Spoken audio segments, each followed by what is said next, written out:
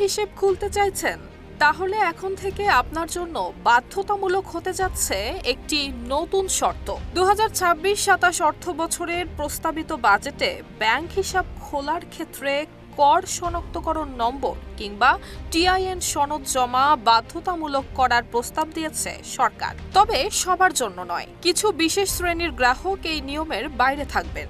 এর মধ্যে রয়েছে শিক্ষার্থীদের স্টুডেন্ট অ্যাকাউন্ট এবং সুবিধা বঞ্চিত মানুষের জন্য চালু থাকা নো ফ্রিলস অ্যাকাউন্ট। এছাড়া জাতীয় রাজস্ব বোর্ড কিংবা এনবিআর এর গেজেটের মাধ্যমে যাদের টিআইএন বাধ্যতামূলক নয় বলে অব্যাহতি দেওয়া হয়েছে, তারাও থাকছেন এই নিয়মের বাইরে। কিন্তু এর বাইরে অন্য যে কোনো ব্যক্তি যদি নতুন ব্যাংক হিসাব খুলতে চান, তাহলে তাকে অবশ্যই জমা দিতে হবে টিআইএন সনদ। সরকার বলছে কর ব্যবস্থাকে আরও আধুনিক করা এবং করের আওতা বাড়ানোর লক্ষ্যে নেওয়া হচ্ছে এমন উদ্যোগ। শুধু তাই নয়, কর ফাঁকি রোধে প্রযুক্তি নির্ভর নজরদারি আরও জোরদার করা হবে। RICL TMX, যুগের পর যুগ স্থাপনা থাকে মজবুত।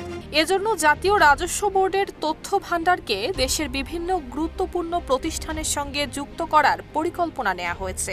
নতুন এই ব্যবস্থায় এনআইডি তথ্য, ব্যাংকিং তথ্য, বিদ্যুৎ, গ্যাস এবং পানির বিল সংক্রান্ত তথ্য, এমনকি সাব রেজিস্ট্রি অফিসের তথ্য কেন্দ্রীয়ভাবে সমন্বয় করা হবে। ফলে একজন ব্যক্তির আর্থিক লেনদেন, সম্পদ এবং বিভিন্ন সেবার তথ্য যাচাই করা সম্ভব হবে আরও সহজে।